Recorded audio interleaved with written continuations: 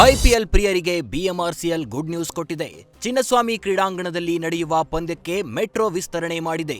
March 28ರಂದು ನಡೆಯುವ IPL ಪಂದ್ಯಕ್ಕೆ IPL ಅಭಿಮಾನಿಗಳಿಗೆ ಸಹಕಾರಿಯಾಗುವ ದೃಷ್ಟಿಯಲ್ಲಿ ಹೆಚ್ಚುವರಿ ಮೆಟ್ರೋ ಸೇವೆ ಒದಗಿಸಲಿದೆ.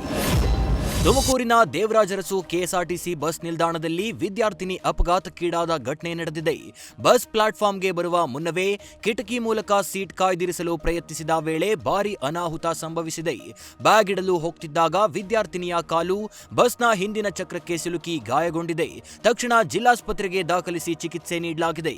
ಘಟನೆಯ ದೃಶ್ಯ ಸಿಸಿ ಕ್ಯಾಮೆರಾದಲ್ಲಿ ಸೆರೆಯಾಗಿದ್ದು ಪೊಲೀಸರು ಬಸ್ ವಶಕ್ಕೆ ಪಡೆದು ಪ್ರಕರಣ ದಾಖಲಿಸಿದ್ದಾರೆ.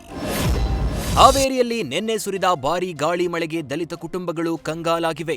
ಹಾವೇರಿ ತಾಲೂಕು ಎತ್ತಿನಹಳ್ಳಿ ಗ್ರಾಮದ ಹೊರವಲಯದಲ್ಲಿ ಗುಡಿಸಲುಗಳಲ್ಲಿ ವಾಸವಾಗಿರೋ ದಲಿತ ಕುಟುಂಬಗಳ ಶೆಡ್ ಗುಡಿಸಲುಗಳು ಛಿದ್ರವಾಗಿವೆ. ಬೀದಿಗೆ ಬಿದ್ದ ಕುಟುಂಬಗಳು ದಾರಿಯಲ್ಲೇ ಅಡುಗೆ ಮಾಡಿ ಊಟ ಮಾಡುವ ಸ್ಥಿತಿಗೆ ಬಂದಿವೆ. ಉಡುಪಿ ಜಿಲ್ಲೆಯ ಸಾಲಿಗ್ರಾಮ ಪಟ್ಟಣ ಪಂಚಾಯಿತಿಯ ತ್ಯಾಜ್ಯ ವಿಲೇವಾರಿ ಯೋಜನೆ ಮತ್ತೆ ಜನರ ಆಕ್ರೋಶಕ್ಕೆ ಕಾರಣವಾಗಿದೆ. ಉಳ್ತೂರು ಗ್ರಾಮದಲ್ಲಿ ಎಫ್ಎಸ್ಟಿಪಿ ಅಂದ್ರೆ ಮಲತ್ಯಾಜ್ಯ ಸಂಸ್ಕರಣಾ ಘಟಕ ಸ್ಥಾಪನೆಗೆ ವಿರೋಧ ವ್ಯಕ್ತವಾಗಿದೆ. ಸಮಾಲೋಚನಾ ಸಭೆಯಲ್ಲಿ ಗ್ರಾಮಸ್ಥರು ತೀವ್ರ ವಿರೋಧ ವ್ಯಕ್ತಪಡಿಸಿ ಯಾವುದೇ ಕಾರಣಕ್ಕೂ ಇಲ್ಲಿ ಘಟಕ ನಿರ್ಮಾಣಕ್ಕೆ ಅವಕಾಶ ನೀಡುವುದಿಲ್ಲ ಅಂತ ಎಚ್ಚರಿಕೆ ನೀಡಿದ್ದಾರೆ. ಬಲವಂತವಾಗಿ ಮುಂದುವರೆದರೆ ಉಗ್ರ ಹೋರಾಟ ಮಾಡೋದಾಗಿ ತಿಳಿಸಿದ್ದಾರೆ. ಜನವಸತಿ ಪ್ರದೇಶದಲ್ಲಿ ಮಲತ್ಯಾಜ್ಯ ಸಂಸ್ಕರಣೆಯಿಂದ ಪರಿಸರ ಮತ್ತು ಆರೋಗ್ಯ ಸಮಸ್ಯೆಗಳು ಉಂಟಾಗ್ತವೆ ಅಂತ ಸ್ಥಳೀಯರು ಆತಂಕ ವ್ಯಕ್ತಪಡಿಸಿದ್ದಾರೆ. ಗ್ರಾಮಸ್ಥರ ವಿರೋಧದ ಹಿನ್ನೆಲೆ ವರದಿಯನ್ನ ಜಿಲ್ಲಾಡಳಿತಕ್ಕೆ ಸಲ್ಲಿಸುವುದಾಗಿ ಅಧಿಕಾರಿಗಳು ತಿಳಿಸಿದ್ದಾರೆ. ಶೃಂಗೇರಿಯ ಪವಿತ್ರ ಕ್ಷೇತ್ರದಲ್ಲಿ ಜಗದ್ಗುರು ಶ್ರೀ ವಿಧುಶೇಖರ ಭಾರತಿ ಸನ್ನಿಧಾನಂಗಳವರ ವರ್ಧಂತಿ ಮಹೋತ್ಸವವು ಅತ್ಯಂತ ವೈಭವದಿಂದ ಮತ್ತು ಭಕ್ತಿಪೂರ್ವಕವಾಗಿ ಜರುಗುತ್ತಿದೆ. ತುಂಗಾ ನದಿಯ ತಟದಲ್ಲಿರುವ ಈ ಪುಣ್ಯ ಕ್ಷೇತ್ರದಲ್ಲಿ ಮುಂಜಾನೆಯಿಂದಲೇ ವಿವಿಧ ಧಾರ್ಮಿಕ ವಿಧಿವಿಧಾನಗಳು ಆರಂಭವಾಗಿವೆ.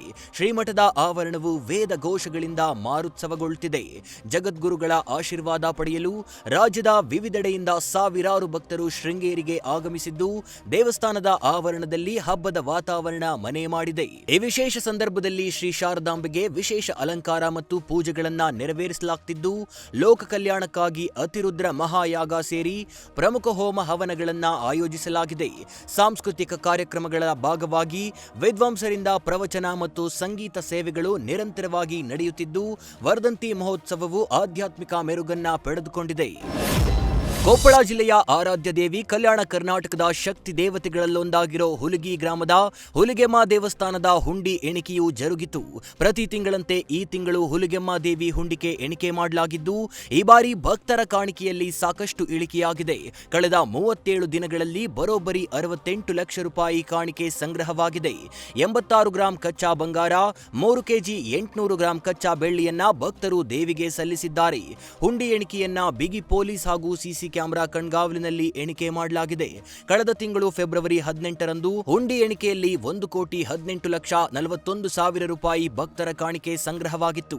ಅಲ್ಲದೆ 159 ಗ್ರಾಂ ಕಚ್ಚಾ ಬಂಗಾರ ಹಾಗೂ 6 ಕೆಜಿ 900 ಗ್ರಾಂ ಕಚ್ಚಾ ಬೆಳ್ಳಿಯನ್ನ ಭಕ್ತರು ಸಲ್ಲಿಸಿದ್ರು.